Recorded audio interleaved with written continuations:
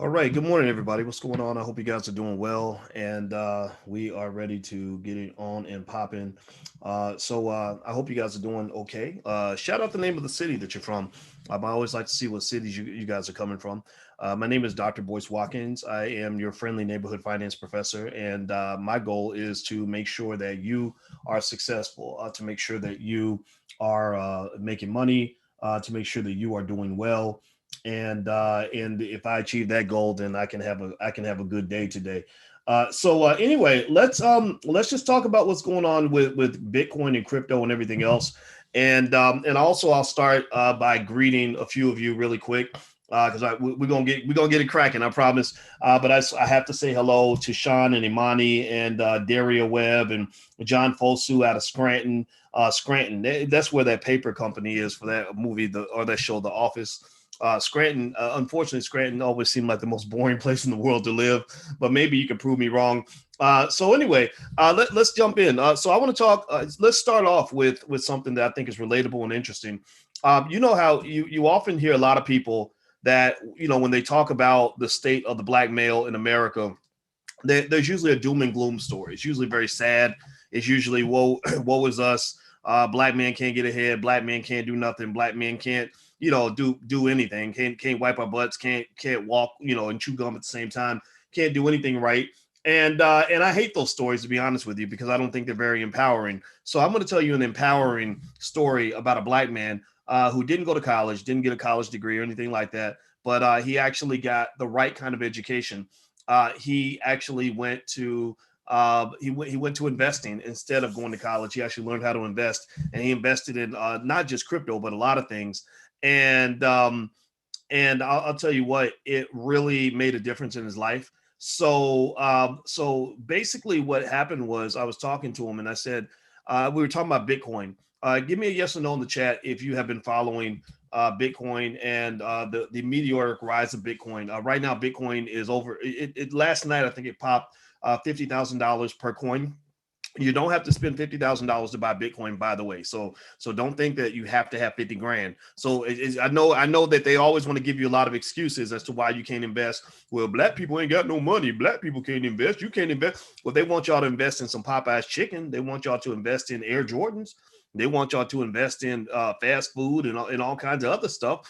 So if you can spend money on fast food, Air Jordans, or whatever, then why can't you put some of that money to you and to your family? It doesn't make any sense. But thank God we're getting past that narrative. It took a while to convince the world of that, but thank God we finally get it. 12 years ago, people didn't get it. 12 years ago, I was getting a lot of pushback. Well, anyway, so this brother, so check this out. This is really interesting. So what he told me was that he had done a project for somebody many years ago, about maybe 2012, and the guy paid him in Bitcoin. And I said, really? And he said, yeah, because Bitcoin was worth pretty much nothing back then. So it was like a really bad form of compensation. And so I said, well, how many Bitcoin did he give you? He said, oh, about 38.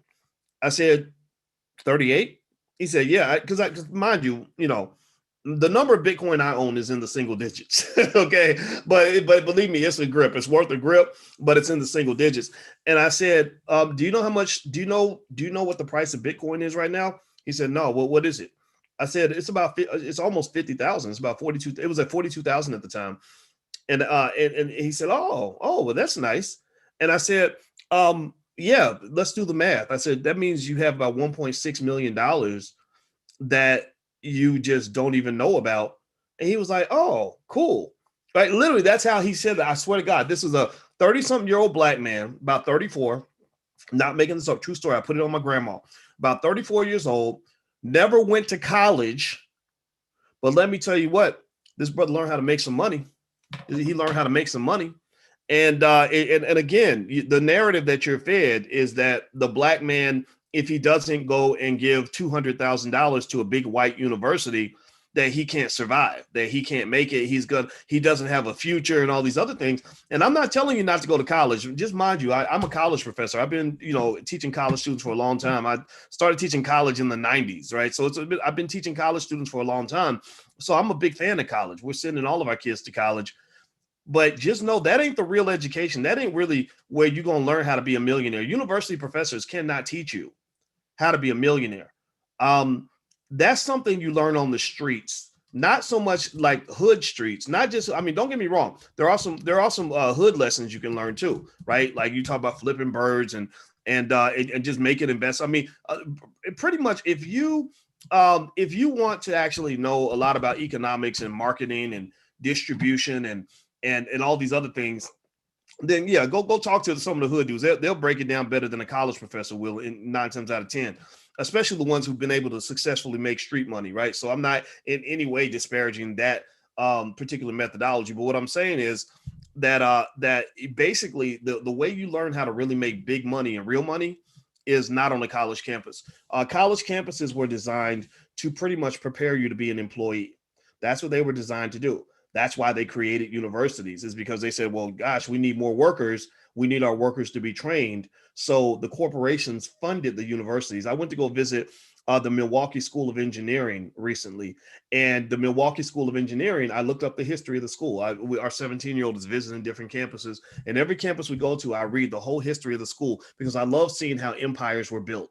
I love seeing how empires are built. I'm a builder. I'm an empire builder. If you're an empire builder and you're in the chat, shout your name out. Just say builder here, or type the word builder, or type empire in the chat, because I'm into empire building, and I love hearing stories about how things started off small and became big. You know, like what's the origin of this multi-billion-dollar company? You know, how did it get started? Who was the first person to really believe in this thing?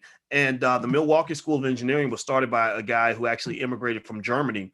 And what I saw was that this guy, that basically he created the Milwaukee School of Engineering because they needed engineers. Companies needed engineers. So he was like, oh, I can teach. And at that time, they were just teaching like basic electricity back in, this is like the turn of the century, like 1905.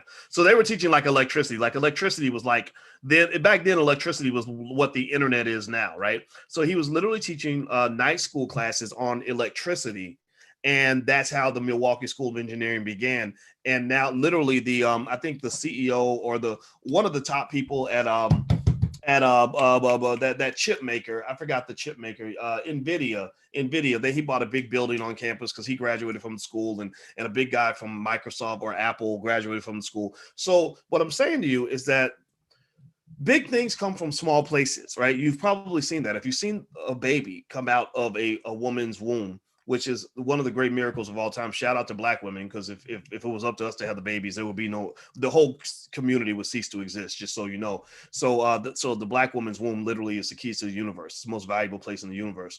So when the little warriors come out of the womb, they're so tiny, they're so fragile. My brother just had a baby with his wife, little tiny baby, right? But those babies get nurtured and they become big grown men. They become big, strong women, right? And capable women, and they, et cetera.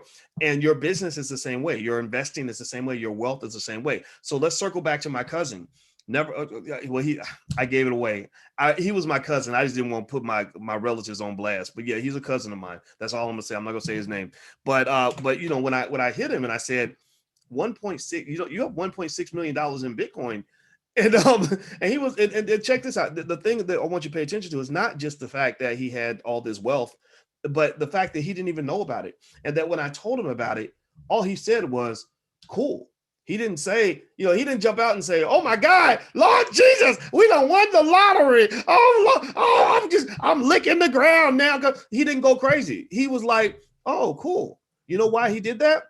Well, because he knows how to make money. He's made millions before. Right? He's in his 30s. He's made millions, never went to college, but he got an education. Never went to college, but he got an education. So you need to know the difference between going to school and getting an education. Do you get what I'm saying? Give me a yes in the chat if you follow what I'm saying. That there's a difference between going to school and being educated. Education means that you have the skill set to do what you need to do. And the way you want to study education and think about how you want to be educated in general is you have to work backward. Like you got to think about like, okay, what is it that this is in mathematics? This is a technique called dynamic optimization, where you solve problems by starting at the end and working backward. Jeff Bezos uses this methodology or something similar too. He calls it regret minimization. That's how he lives his life. And I totally got it when he did it, because he's a math guy and so am I. So I kind of get him. But dynamic optimization says that you start at the end and you say, Okay, when I'm 30, 35, 40 years old, right? Some of y'all are young. So the question becomes, when I'm in my 30s and 40s and 50s, what's going to matter to me? What do I care about? What's going to be important to me? Right? So if somebody says, "Well, I'll tell you what you need to do. You need to spend all your time learning reading a book by Edgar Allan Poe and learning Shakespeare, like quoting Shakespeare." So then you got to ask yourself, how is it, as a black man in America, where people are trying to kill me and annihilate me economically and spiritually and physically and otherwise, how is it that reciting Shakespeare is going to help me become successful? Now, it might help you in terms of giving you, grammatical skills and the ability to read and to process information, right? So it doesn't mean it's a waste of time, but the question becomes, this is important. Follow me, please. The question is, how does this, are there more important things on the menu than Shakespeare? Right? Doesn't mean Shakespeare can't be relevant and can't benefit you. Some of you went to theater class and all that. God bless you. But are there other things on the list that might be more important? And are we missing the important things because we're allowing ourselves to spend our times being taught the unimportant things? Like a lot of kids in the school systems in Chicago come out of school and can't read, get a high school diploma and everything, can't read. But they certainly know things like how to use the appropriate pronouns when you're talking about somebody's gender. Now, I don't know if I'm not saying that's not important. Sure, give them the right pronouns, but come on, black people. Seriously, let's have some common sense up in here. This is your children we're talking about, and they're miseducating your children. So the reason I started this conversation today, and I'm gonna go through and I'm gonna start answering your questions. If you're in the chat, if you give me a one, those of you that are in the Zoom, that are actually in the Zoom from the Black Business School, I'm gonna answer your questions first. But then those of you listening outside, I'll get to those questions as well. But I literally want you to kind of take a moment. Oh, first of all, put your question, make your questions like one sentence. Put your questions in the Q&A section. I'll answer them as quick as I can. But also, I want you to really kind of process what information you need to learn first in order to be successful. So this black man who didn't go to college, he spent his time learning the things he needed to actually know. He said, I'm a black man. I need to learn how to get some money. So he learned how to make money. So then at that point, that's why this guy's a millionaire. And a lot of college graduates I know are literally $100,000 in debt and are going to die in debt, by the way, many of them. The other point on that is that, this also shows you how investing kind of works. A lot of times when you're investing in a seminal industry like cryptocurrency, the patience is required. A lot of people start investing and they get it all wrong. They think the stock market is a casino where you get quick little flips and you could double your money in 2 weeks. People like that usually end up broke. They end up misguided. They end up coming to the wrong conclusions. They're kind of like people who go out on one date and say, "Oh, shoot, you didn't marry me on the first date. We didn't even have sex on the first date. You ain't no good. Like we ain't having sex yet. We ain't got married yet. Like, what good are you?" People like that are stupid. You should never date somebody like that. Well, the same thing is true with investing. When you're talking about investing and building empires brick by brick, building wealth, being a part of something big, just know these things take 5-10 years sometimes. A lot of the people that started with Apple, let me tell you a story about Apple. There was a guy who was with Apple when it first got started, and he waited. I think he was with the company a year and a half, whatever. And he was like, "Man, this ain't taking off. This isn't going anywhere." So he sold all his whole stake in Apple for maybe a couple $1,000s. I think they calculated his stake today would be worth some ridiculous amount of like $40 billion if he'd held on. So the rewards that are coming to those of you who are invested in things like Bitcoin comes from a basic philosophy that was taught 100 years ago. Warren Buffett read a book called Graham and Dodd. Graham and Dodd was kind of the benchmark educational resource for investing at that time. It's called Value Investing. And Graham and Dodd basically said something that your grandma could have told you when you were 3, which is buy it and you hold it. Patience is a virtue. Patience and vision. When we talk about building wealth in the Black Business School, one thing that I use a lot of little things we created to educate. But one of the acronyms we use is OPP. OPP stands for not other people's. You know what? OPP for us stands for opportunity, patience, and perspective.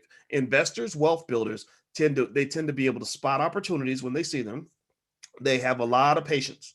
A lot of patience. Warren Buffett actually said that wealth is the transfer of resources from impatient people to patient people, from people that delay that want instant gratification to the people who are willing to delay gratification. If you want to know my secret to success, there's many things I can throw at you, and actually I'll give you free access to my life class if you'd like that, because I love to talk about things like this. The number one reason that I became a successful black man, and I'm going to go ahead and claim that, because I all the benchmarks, all the check boxes that I had when I was 25, I checked them all. I mean, just I'll just say that, right? But the number one factor that differentiated me from my friends when I was in my 20s is I always thought long term. I was like, okay, I'm trying to do stuff now so I can be at level 12, a few years from now. I'm willing to make sacrifices today so I can live a life that you can't live tomorrow. I want, so you do the things that other people don't want to do so that later on you can do the things that other people cannot do. That's extremely important for you to understand, for anybody that wants to be successful. If you want power, if you want wealth, whatever you want, I've had all those things. I know what it feels like to be powerful. I've been very powerful my whole life. I don't brag about it because powerful people don't have to brag about being powerful. You walk softly, you carry a big stick. Humility is necessary, but I know I've got some power. I've made a lot of money. And I believe me, I if you saw my stock portfolio, you'd be pretty impressed. I've had a chance to go around the world. I know what it's like to be free. I know what it's like to stand up to the white man. I know how to do all those things. And it wasn't because I was thinking like a typical Negro. Typical Negro thinking is built for slavery. Just understand this. I know some of y'all that are listening, maybe some of you are listening on my Twitch channel. I actually have a Twitch gaming channel. My handle is Bo Watkin, BOWATKIN, or you can go to drboystwitch.com if you want to follow me on Twitch. Feel free to do that. I play Xbox with my kids, and we talk about investing on the channel. But the thing about it is that, but this is for black folks. Just so you know, if you're not black, you can be here. But I put black people first, and I'm telling you, typical Negro thinking that you're trained to do at an early age, it only prepares you for slavery. That's all it does. The thing I was talking about last week is that they won't pay you reparations for slavery, but your whole life they've been giving you preparations for slavery. They've been preparing you to be a good slave. They prepare you in a lot of subtle ways that you don't even pick up on. The fact that they're educating your kids right there is preparation for slavery. The white community has no vested interest in building black people to become strong and independent and free. Their only interest in educating you is to make sure that you're educated to serve their society and to serve their institutions and their structures. Now, if you're okay with that, that's fine. But just know these are white supremacist structures. So when people talk about white supremacy, you're talking about systematic racism. Well, systematic racism comes from systems and structures and institutions. So the question becomes, why would you train your children to become white supremacists if you claim to be fighting white supremacy? That doesn't make any sense. That's like saying, I want to take care of my health, but I want to look for the least healthy food possible. I want to eat as much poison as possible, but yet I want to be a healthy person. That's an inherent contradiction. It's not your fault, but because they've been giving you preparations for slavery since you were a child. So you got to be really thoughtful about this. Freedom isn't free. Freedom is for grown folks. Freedom is for people that are willing to pay their price for their freedom.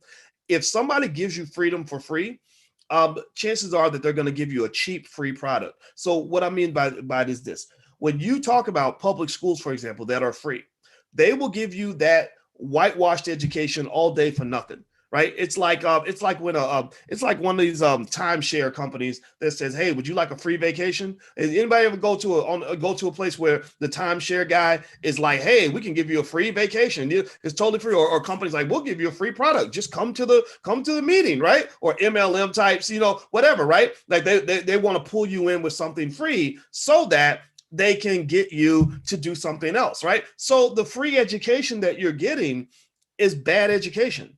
It's literally like the educational equivalent of salty, fatty, sugary food.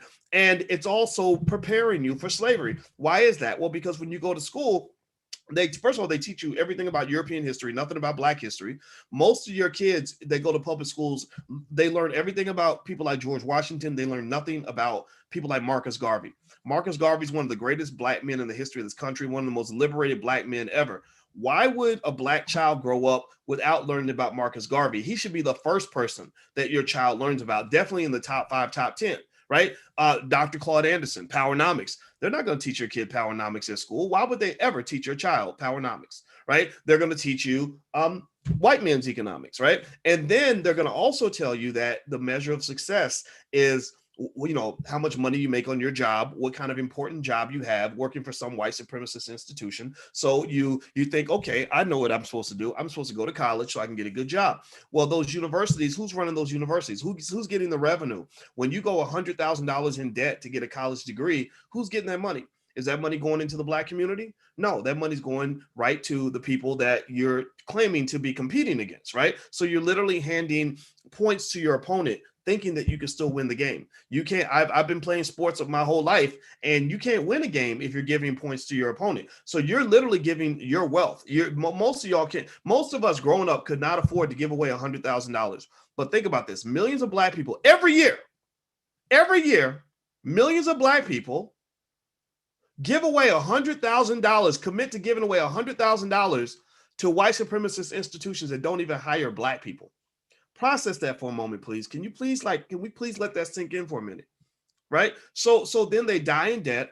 And then because you're dying in debt, because you're stuck in the trap of debt, you right there have been fully prepared for slavery, because the next step that you do after you go and give $100,000 to the big white university is you go work for another white man. And then you're supporting another white supremacist institution, which is some major corporation. And you've been prepared for this because you've been taught that this is something that you should be happy and proud of. Like, this is like, look at me, mom, I'm working at General Electric. Look at me, I'm working at Goldman Sachs, right? Goldman Sachs, right? That ain't no Black name. That's not African. That's not, they're not descendants of slavery, right? But you are proud of that because you've been prepared for slavery. Preparations for slavery. Keep that in mind. Very important. So instead of preparations for slavery, and instead of just even reparations for slavery, which I think even the reparations are going to come with a lot of baggage attached. So I encourage you to be really thoughtful and careful about that. When you get your reparations check, it's going to be a bunch of BS. It's literally going to be like a glorified welfare check,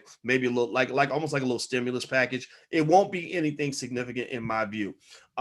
Instead of going for the reparations for slavery and the preparations for slavery, my belief is that we should go for what I call real reparations. Real reparations is where you move forward in your wealth journey with a full understanding that freedom is for grown folks. Freedom is not free. Freedom is for people that are willing to sacrifice for it and pay for it. So what that means is that by basically committing to yourself and to your family that you're going to educate your children to the best of your ability on all forms of economic strength and wealth acquisition, you're preparing them to do well in the next generation. It's almost impossible for me to tell you how to become a millionaire this year. It's almost impossible. If you're not already there, it's impossible. It's really difficult to do. But it's very easy, very simple for me to tell you how to make your child into a millionaire. It is literally as simple as 2 plus 2. I swear to God, maybe it's because I have a PhD in this stuff and I've been thinking about wealth equations for many, many years. But take my word for it when I tell you that by doing very basic things that are not complex, that are not things that you have to have a PhD to understand, basic things can put your child on the trajectory to either be millionaire status or to be very close to it, and at the very least have extreme financial security. I'm talking about like 100,000 liquid that they can draw on in case they run into a financial problem. A lot of our economic problems come from it's like health. Think about it like health, right? How many of you have had a relative that has died from something like, stroke, diabetes, some preventable illness, some sort of cancer that came along because they weren't taking care of themselves? Maybe they, they allowed themselves to get a little bit overweight. Maybe they were drinking a lot or using drugs or whatever, right? How many of you have had relatives, succumb to something like that, right? I know I have. A lot of us have. Well, those illnesses that cause your physical death, many of them could have been prevented by very basic, simple activities, right? Like drinking more water, or not smoking, or moving around, like get up and walk, half a mile every day, or whatever, right? Get on an exercise bike. I got a little. My baby got me a Peloton, and I get on my Peloton in the morning for just 30 minutes. I don't ride fast, but it makes a difference, right? So your economic health is similar. A lot of people die an economic death over simple, almost predictable, basic stuff, like really stupid stuff, to be honest with you. I'm not saying that makes you stupid, because we've all done stupid things. It doesn't mean you're a stupid person. If you were stupid, you wouldn't be sitting here listening to me right now. But the thing that you, I think, want to understand is that not about 80% of your wealth journey can simply occur and succeed for you by you simply avoiding the stupid stuff.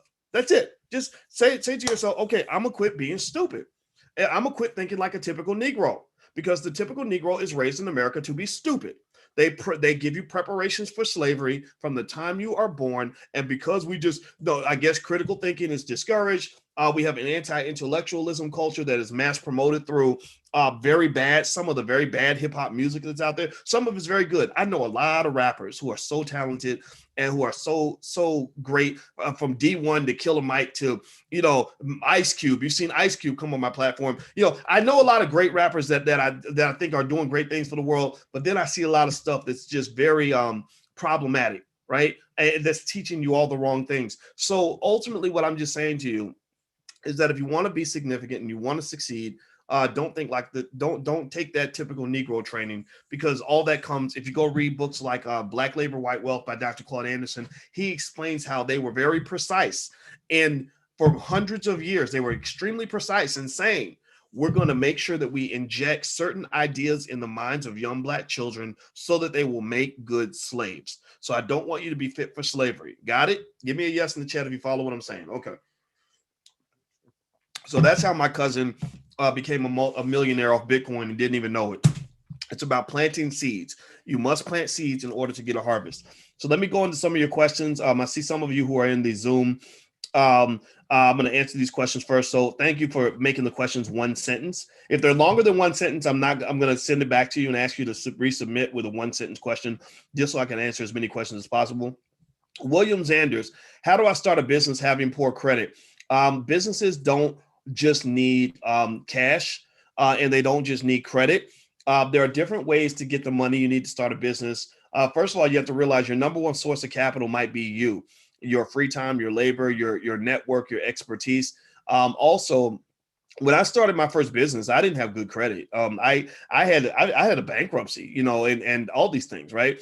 And what I actually found was I became much more efficient with money because I couldn't get a loan, because it kept me financially disciplined. Now, eventually, I fixed the credit and all that other stuff, but it was one of those things where, if you want your business to move, you don't need to go and get a bank to loan you a bunch of money to make it happen. A lot of times you can start where you are. Start with your free labor is yourself. Maybe you've got relatives that you can work with who have skill, who are willing to work with you. I made a deal with one of my other cousins. I got a lot of great cousins, I guess. Well, I got a lot of bad ones, but I got some good ones too. And I made a deal with my cousin where I said, if you come and work for me, we can do an IOU system where I'll pay you half of the money that you're worth. Like, we can agree on your pay rate, and I pay you half right away, and the other half we put into an IOU, which is like her extending me credit. She extended me credit by saying, okay, you can pay me back in the future. And because she was my cousin, I didn't have to fill out a credit report, right? She knew I was good for it. Like, we had the same grandma. Like, she's like, I could call grandma on you if you don't pay me. But she'd been knowing me since I was little, so she knew I wasn't going to stiff her. So there are ways around that. Also online, once you start making money, that's the best thing. If you have proof of concept where you have a business that's actually making money, a lot of people won't put money into your idea. I would encourage you to kind of be careful. Like, I would let that go. This belief that you can get a bunch of money for a business because you got a great idea. Ain't nobody gonna give you a whole bunch of money behind some idea that hasn't proven to make money. So the best way to get people to believe in what you're doing is to start building on your own. Put your own butt on the line. There's something called lemon theory in economics that actually basically says that when you put your own butt on the line, it gives you more credibility. It makes people say, okay, so this must be real, because you're not trying to take a chance with my money. You're taking a chance with your money, right? So when people come to me and they say, hey, Dr. Boyce, can you put money or behind my business or promote my business? My first question is, well, how much have you done? How much have you put into it? Because I'm not going to put in all the time and put in all the money and take all the risk so that you can get the reward. I can get a reward on my own already. I'm already good. But if you show me that you've already been doing this and that it's already making money, it's already doing well, then I'm like, oh, so we really got something here. Okay, well, let me just hop on. Let me jump on the team. Nobody wants to jump on a losing team. That's the point. So show that you can have a winning team. And this is my experience. I used to have a hit list of people that I wanted to meet one day. And these were people like scholars that came before me, like Michael Eric Dyson, Cornel West. Back then, I had a different view of people like Al Sharpton, Jesse Jackson. I still love Louis Farrakhan to death. Al Sharpton, my view is somewhat mixed, but it's fine. And Julianne Malveaux. These were people that I just really liked because I was a scholar, right? And I thought that was really kind of cool what they were doing. And literally, I met every single one of these people. Every single one of these people is my friend. All of them are in my cell phone. Like I can pull up their number and show it to you on my cell phone. And how did I become friends with these people? I did not become friends with any of them by reaching out and saying, "Hey, my name is Dr. Boyce Watkins, and I'm a guy who hasn't done anything. Would you like to be my friend?" Not one single person did I speak to or did I connect with in that way. In fact, I never reached out to any of them. I never reached out to not one single one of those people.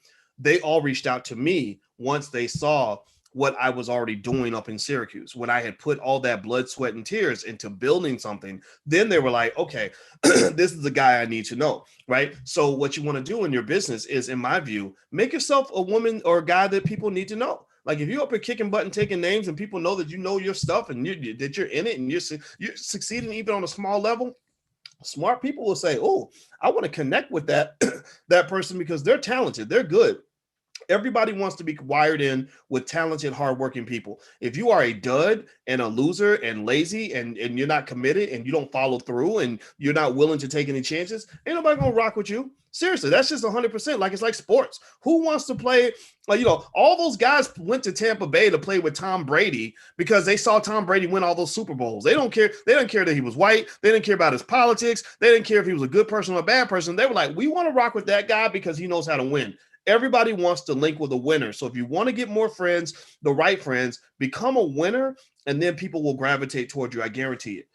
Take it from a nerd who wasn't popular at all in high school, but suddenly, I became super handsome once I was able to find some success. All right, so let's see. William Zanders, I have a Coinbase wallet. How do I get my money out? Coinbase is pretty straightforward. I mean, there's a button you hit withdraw. I would check with their technical support, or maybe Google search how to pull your money out of Coinbase. It's pretty straightforward. I mean, I have an app where you just sell it, and then once you sell it, your currency gets converted to dollars, and then you can go and withdraw your dollars, and it's connected to your bank account. So that's how Coinbase tends to work. And Andrea says, how do you buy an option, call, and sell a put? Well, you can do it on Robinhood. If you hit the button at the bottom, you can either buy or sell, or you can trade options. You trade options, you pick the call or the put that you want to buy or sell. And then you just do it that way. And also they allow you to do certain strategies. So if you go to stockoptionsmasterclass.com, I actually break down options. I have an options masterclass. So stockoptionsmasterclass.com. But basically what there are different strategies with options. There's like the butterflies and the iron condors and the spreads and things like that. And it's really fun when you dig into it because options allow you to calibrate your risk in a multitude of ways. And I encourage you, if you get into options, don't just get into it just to go buy options and make a quick flip. I mean, that's fun. Like that's what the Reddit guys do because they kind of see the stock market as a casino. But actually, options are really fun if you want to minimize your risk, if you want to increase your risk, if you want to get an opportunity to have some leverage. I mean, options are beautiful in that way. All right. Next question. Sean R. I bought stocks years ago, but I forgot what it was for. Is there a way that I could locate the share? If you know what app you bought it on, it will probably be listed on that app. If you don't know that, then I don't really know because there's thousands of companies. So if you have to at least remember what company that you bought the stock with. And so I think reaching out directly to the company, if you're registered as a shareholder, they would have that record as well. Yeah, keep up with your stocks that you buy. David Allen, I see your question, but I'd like your questions if they could be one sentence. So maybe resubmit that question in one sentence. That would allow me to answer the question as quick as possible. Jessica Smith, I am new to the stock market. I started an Acorns account about 2 months ago, and I'm confused as to what type of investment account is Acorn. Acorns is for beginners, which is great though. And Acorns is also for people that want to become what David Bach refers to as automatic millionaires. Basically, automatic millionaires are people that don't want to get it caught up in the day-to-day drama of the stock market. They don't care about the soap opera.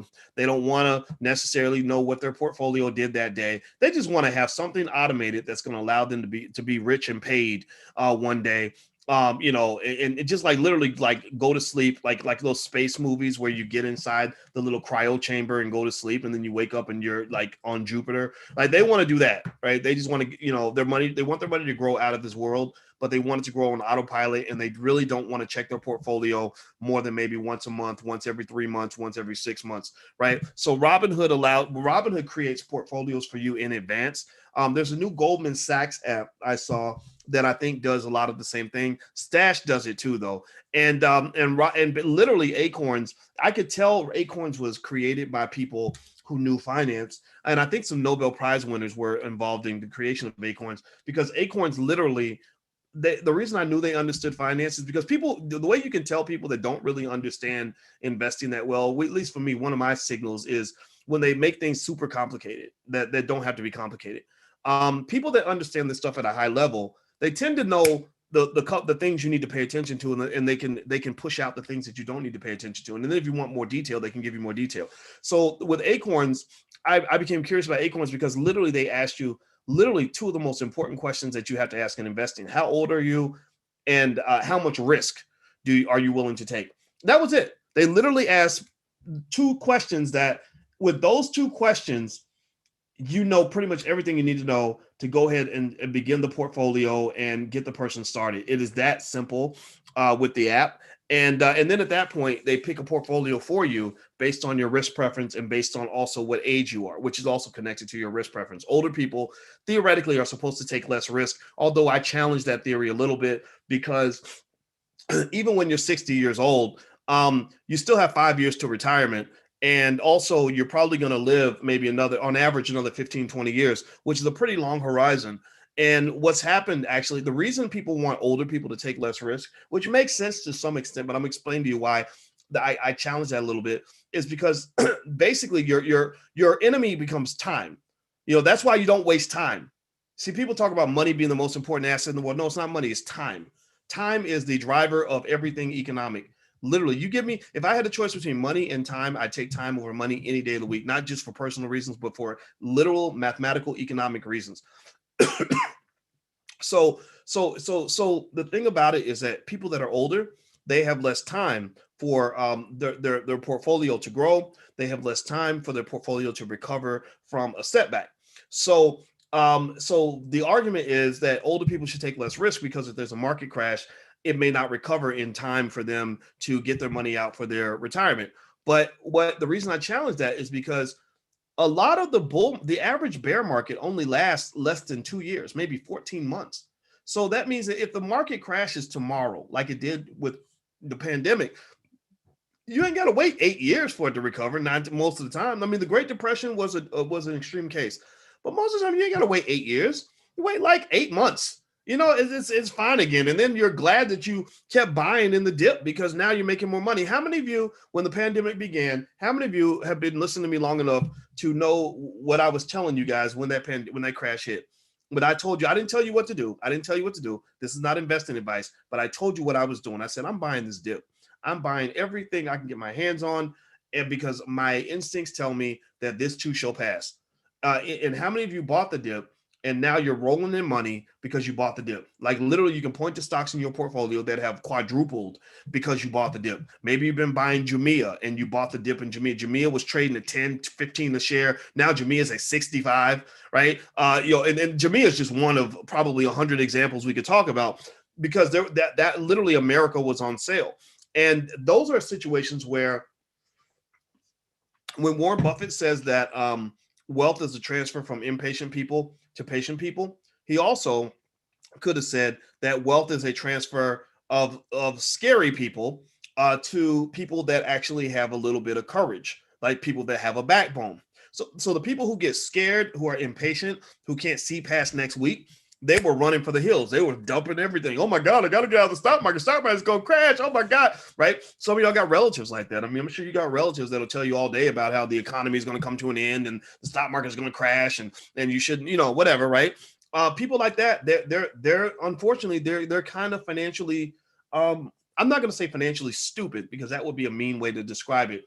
But that is a form of financial stupidity, because what they then do is, because they're so short-sighted, they're going to sell their stuff really, really cheap. They're like the person who would look at a newborn baby.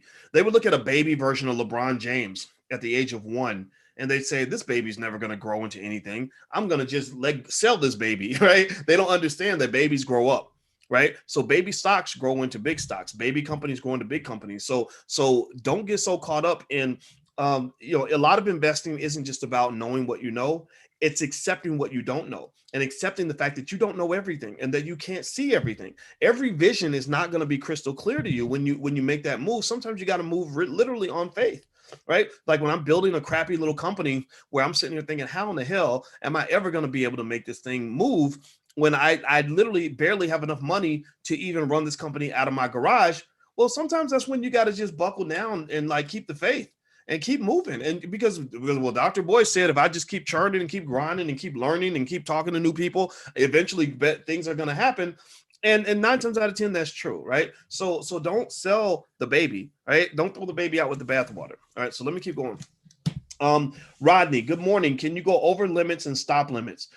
Limits and stop limits. Okay, so a limit order is basically when you are trying to sell your stock, but you're basically putting a limit on what you're willing to sell it for, or you're trying to buy and you're putting a limit on how much you're willing to pay. So you can put in limit orders that allow you to protect your portfolio, or protect your buy or take advantage of an opportunity. So you can put in an order on Robinhood and say, okay, this order is good for today. I'll buy this stock if it drops below $5 a share. So let's say that you're off and you're not even looking at your app and you're off at lunch or whatever, and the stock temporarily drops to $4.65. Well, then Robinhood will go and get that stock for you at that price. So limit orders are a good way to protect your portfolio, stuff like that.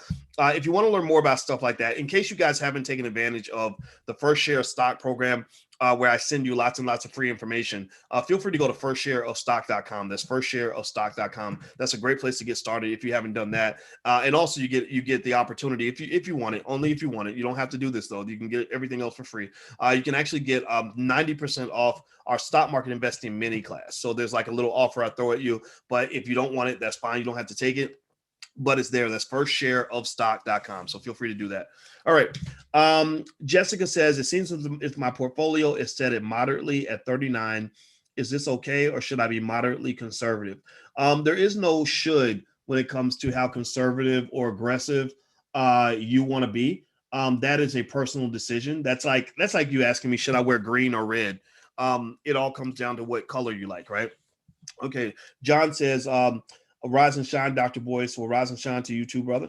Emika, does your Black Stock Market program have option plays that we can do along with you? No, the Black Stock Market program focuses on stocks and equity investments. So that's the blackstockmarketprogram.com.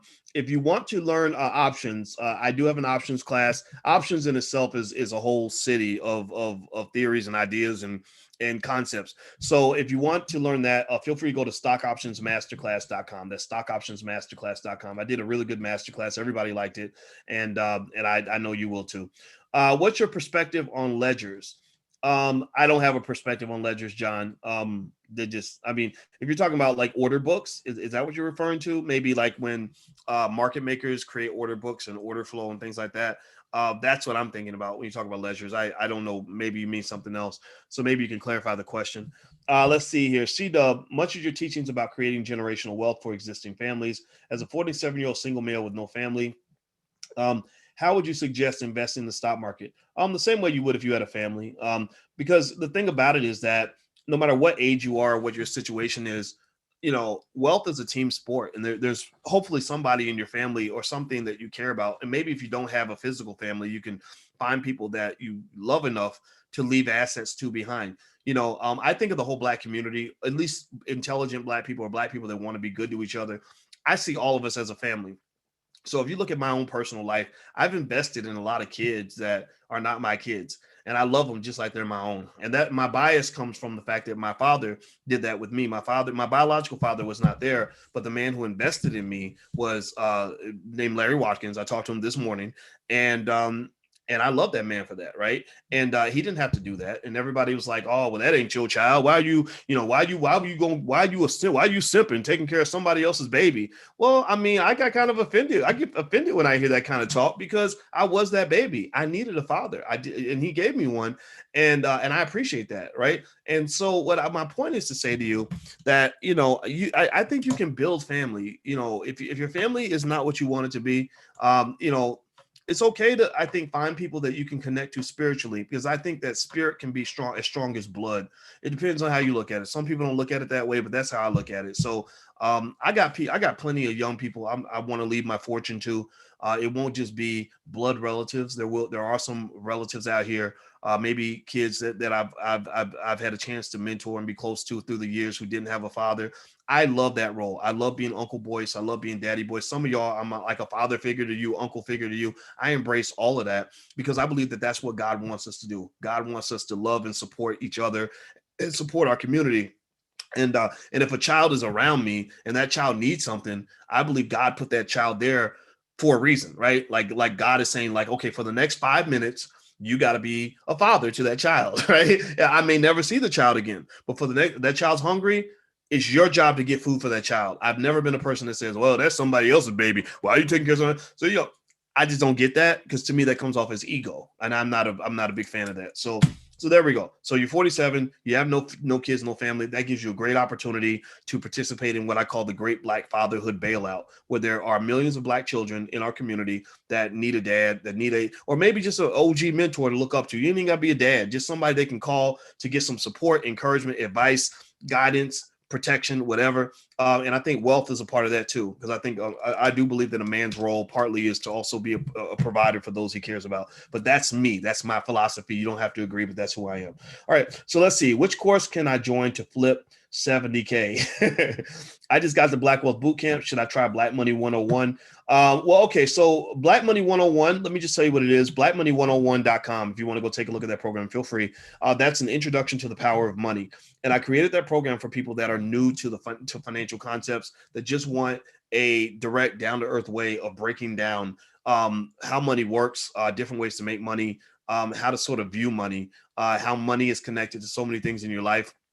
And there's a ton of content there. So and also I think the first month is free, and if you're not happy, you can get a full refund. So we don't want to ever keep your money if you're not happy. But you can go to blackmoney101.com. It might be a good program to maybe get for your kids or something if you have a teenager or something in the house that you want to introduce to financial concepts to. So let's see, Jessica Smith. I'm interested in starting a portfolio of Vanguard, and I don't know if my portfolio should include stocks and bonds. What do you recommend? I'm not big on bonds. A lot of, I mean, some people get into bonds, but I think stocks just are so outperforming bonds. But and so I'm not really into it. And in fact, you rarely hear me really talk much about bonds. Bond trading, unfortunately, to me, honestly, comes off as a little bit uninteresting. It just doesn't do it for me. I don't see the opportunities being there, but it doesn't mean that you shouldn't have maybe a little bit of, so if you have a portfolio that says, okay, we're 20% bonds, like you have mutual funds that'll do that, where they'll have a big chunk of your money in stocks, some of your money in bonds. It's okay to look at those funds. Just know bonds are for more people that are more conservative. So you're not going to get the same growth and yield that you would with stocks. Let's see here. So Kevin, I'm going to paraphrase your question. After hours of searching, it feels like financial opportunities are there, but are hidden. Are you talking about in CBD, building a CBD online business? Yeah, I would go study how to start an online business, period, and then also find out what the rules are for doing a CBD online business. The problem with CBD, and the reason I never got into like direct businesses selling CBD products, even though I have them in my house, I put some CBD oil on my knee an hour ago. Like that's how I'm in so I'm such a believer in CBD products.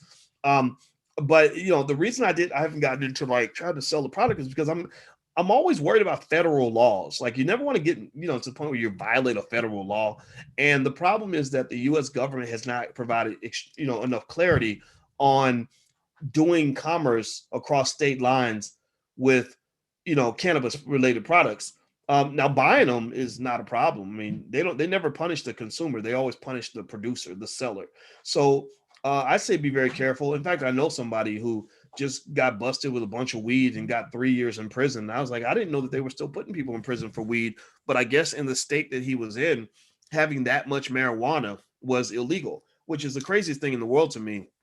So I would say, there is opportunities in cannabis, but a more direct, easier way to get involved is buy stock in some of these cannabis companies. Some of you have been talking to me about Tilray for a while. Now, Tilray was interesting. Tilray, we started buying it and talking about it when it was like maybe $8-10 a share. It shot up over 30 something. Then it just did something crazy, went to 72.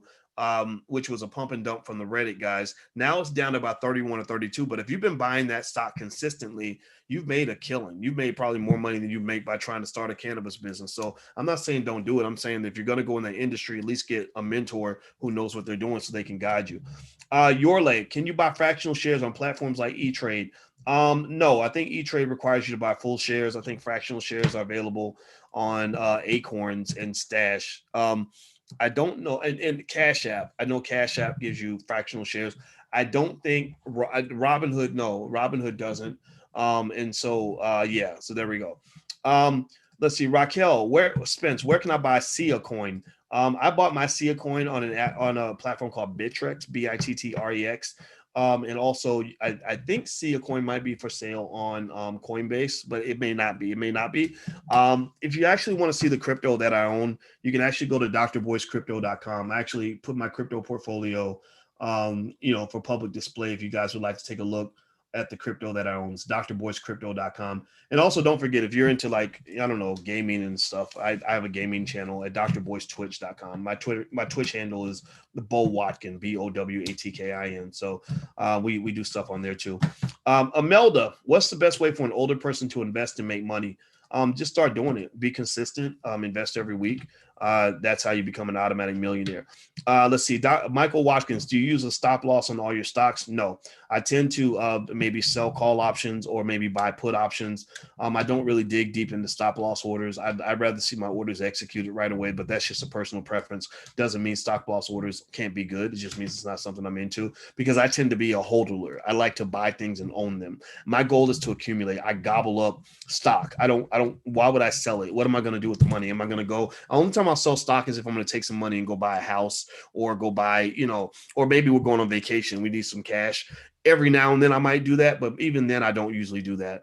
So I'm not a big believer in selling. I'm a believer in asset accumulation. When you study rich people that have lots of money, they tend to basically gobble stuff up and they hold it. They buy it and they keep it. That's it. The number one rule of making money is don't give it away, right? So if you look at some of the spending habits of people that struggle financially, well, what are they doing? They're making it rain on everybody. They're giving money away constantly. So it's like, think about it like sports.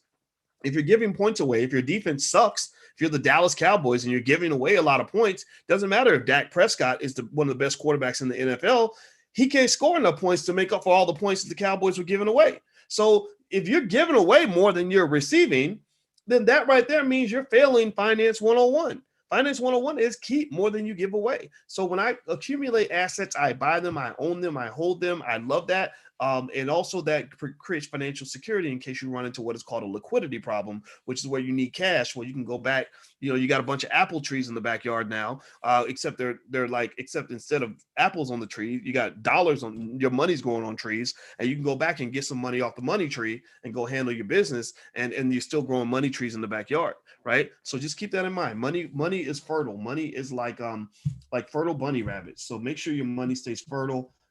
If you make your money infertile, then guess what? Your money will not reproduce. By the way, some of you are asking about the $5 a day investing plan. If you want to see my $5 a day investing plan, literally where I show you mathematically how a person can build far more wealth than the average American in 10 to 15, 20 years by investing $5 a day, you can go to theallblackagenda.com, theallblackagenda.com. That's the URL. Pamela, I was invited to a MindPie crypto project. Currently no cash value. Have you heard of this? I have not heard of MindPie. I would research it and see what the experts are saying. When it comes to crypto, I talk to experts. And so I'm bringing in two guys called the Gentlemen of Crypto, and I'm bringing them onto the Black Financial Channel this week. So if you want to check out that conversation, you can.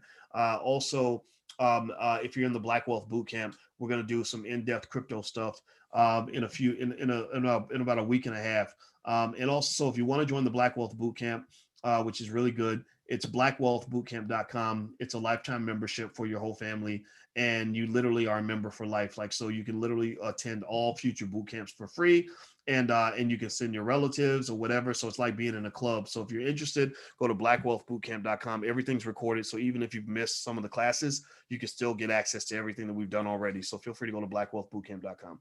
Dennis, what is the least amount of money needed to invest in cryptocurrency? I don't know. I think you could probably buy stuff for like $5 or maybe, they got cryptos that sell for a penny. let's see, Juanita, how can I purchase Bitcoin? There are a lot of apps out there. I say the easiest is Coinbase, but that's not the most efficient, but it's the easiest in my view. Then you got Bittrex. They got a lot of, and then so if you're in the chat, feel free to name some other options I didn't mention. Those are the first two to come to mind because those are the two that I use, but there's others out there. Reginald, Dr. Watkins, what platforms do you trade on, and any advice on penny stocks? I bought 5 shares of Tilray, saving up for Disney. Okay, good for you, Reginald.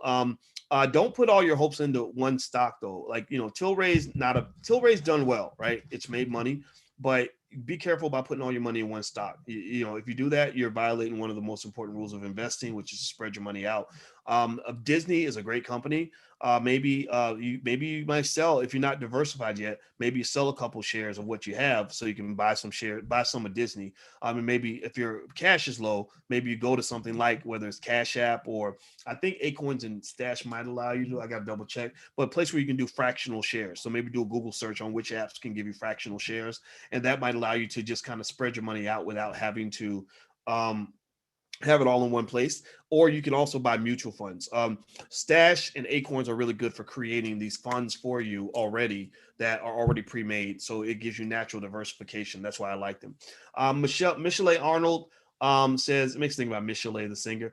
Is it smart to invest in Bitcoin via Cash App? I don't think there's anything wrong with that. I think it's better than not investing at all. By the way, if your questions are super long, I'm going to have to skip them. I'm going to try to get through as many as I can because I got to go in about 5 minutes. Vernon, the Dow Jones Industrial Average turned 20,000 in 2017. Now it's over 31,000. Do you think this might be a correction? And how do you prepare for this? Yeah, there's going to definitely be a correction, Vernon, without a question. Let me just tell you guys this. The stock market will crash. It will crash. It will crash. It will crash. It always crashes. That's like, me telling you the stock market is going to crash is like me telling you that one day you're going to get a cold. You're going to catch a cold. How many of you in here, give me a yes, expect that at some point in your life, you're going to catch a cold? Give me a yes, right? If you know, this is simple question, simple answer. Give me a yes if you know that at some point you're going to catch a cold. You're not going to go through life without ever getting sick, right? It's almost impossible to do. All right. But remember, though, there's a difference between catching a cold. First of all, colds are not a big deal. You get over the cold in 3 or 4 days. Maybe the market catches a cold. Maybe it takes 2 weeks or a month. But the market has always recovered from its colds. But then also there's a difference between catching a cold versus getting pneumonia versus having, I don't know, like, some immune deficiency issue, HIV or something, right, where you're going to die, right? So the next thing that happens is when you get sick, you diagnose that. You figure out, what are we dealing with here? Are we dealing with a cold? We're dealing with pneumonia? We're dealing with, something that's going to kill us. Well, same thing is true when the market crashes. It's like the experts are like, okay, are we dealing with a correction? Are we dealing with a recession? Are we dealing with a depression? Or are we dealing with some serious issue that jeopardizes the long-term health of the global economy, right? That's that's how you can kind of categorize market downturns. So market downturns are not anything to be afraid of. They're actually opportunities. People that have perspective, remember OPP, opportunities, patience, and perspective. People that have OPP, they love a correction. I love corrections because corrections means all the suckers are going to get scared and start selling me their stuff really cheap. I'm ready to start buying. What you selling, I'm buying. What you selling, I'm buying. Warren Buffett has done that his whole life. That's why Warren Buffett is worth billions of dollars. Who knows? Maybe one day somebody in here will be a billionaire. In fact, I bet you anything that at least 5 of your kids, there are thousands of people watching now. I bet at least 5 of your children are going to become billionaires. So don't mess it up for them. Don't mess it up by being afraid. Just go ahead and do what you got to do. Keep moving forward and plant those seeds, because then your children will take the ball. They're going to run with it further than you. And so they're going to do things in the year 2080 that you're not even thinking about right now because you're focused on 2021. So have long-term perspective. Very important. All right, Adrian, are you familiar with Genesis Technology? No, I am not. Sorry, Adrian. I wish I could tell you. There's thousands of things out there, so I don't know anything about Genesis Technology. Tracy says, when you join Coinbase, should you put your crypto in an extra security wallet? A lot of experts say you should do that. Honestly, I don't do that, but that's just because I just don't want to. But a lot of my expert friends beat me up and they yell at me because they're like, no, you're taking a chance. And I'm like, yeah, I agree with you, but I just don't. I'm whatever. So it's just a choice. Vernon Oaks, what do you think about VGAC? I wish I knew. I don't know anything about the company. There's thousands of companies, so I don't know them all. Daria Webb, hey, Dr. Watkins, I'm new to investing. I've been doing a lot of stock research. I now feel overwhelmed. I'm not sure what to do. buy first. Look at what the analysts are saying in your Robinhood app. They will tell you, what percentage of analysts are telling you that it's a buy or a hold or a sell. That's a good place to start. Don't overthink it. That's a big mistake a lot of people make when investing is they overthink it. They think you got to go through 1,000 research reports and know every single ratio and analyze the price earnings ratio. Let me just tell you the honest to God truth between me and y'all. I think that's a waste of time if you're not an expert and not an analyst. I know how to do all of that. I have taught college students this stuff for 27 years, 28 years now. And I can do all these things. I've taught these things in class. I don't even do these things. I don't go through a company's financial reports in extreme detail and try to figure out what the true market valuation is. You know why I don't do that? Because you have analysts that are already doing that for you. They've already gone through all the detailed paperwork, and because there are thousands of companies out there, there is no way I can know more about Tesla stock than a Tesla analyst is going to already know. And why would I invest all my time analyzing Tesla stock when there are thousands of other stocks out there? Right. So in a way, maybe think of it like, I don't know, dating. Like you meet a pretty girl, and you want to know basic things about whether or not she'd be a good person for you to date. And you don't have to spend, you're not her dad, or you're not his mama. So his mama is invested in him. His mama spent 25 years making him into who he is, right? His mama spent 25 years feeding him, bathing him, talking to him every day, etc. That probably took about 100,000 hours to do. You're not his mama. You might be able to size him up in about an hour, right? So you don't have to spend 20,000 hours or whatever the number is, 100,000 hours to get to know this guy.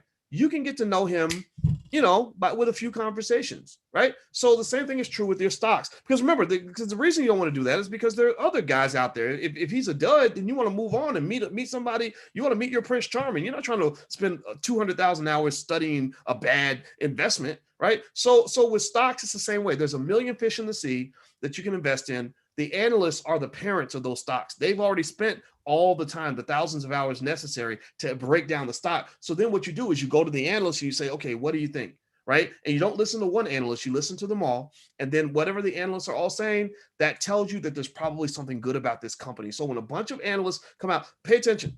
Stock prices move based on a couple of things, or actually really one thing. Information. Information is everything. Information is everything.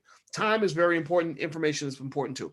So information, which changes expectations, and expectations are compared to realizations. When you hear a stock price move, it's typically moving because more information came out. Maybe an analyst said, oh, we just realized Disney is actually going to be worth more, or we've given a buy rating on Disney. Well, when they give a buy rating on Disney, Disney's price goes up because people are like, oh, well, the analysts who know the stock's mama or the stock's parent that studied this company is saying that this company's worth more than what we thought. So they all flock and buy it. The price goes up because everybody pays attention to the analysts. So long story short, don't overthink it. That's the key.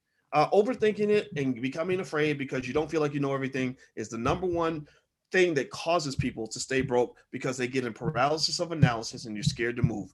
Dive in, move forward. Biggest mistake you can make in investing is to not invest at all. Okay. So I got to run. It was great talking to you guys. I hope that you gained something from this conversation. Let me give you a URL. If you want to check out the Black Wealth Bootcamp, go to blackwealthbootcamp.com. That's blackwealthbootcamp.com. Also, if you haven't bought your first share of stock, or if you want to just get free information from the Black Business School, you should get on our email list. And also, there's a free training as well at firstshareofstock.com. That's firstshareofstock.com. So those are two URLs I'll leave you with. I hope that this was helpful. Have a good day. I got to run to a meeting, and it was great talking to you guys.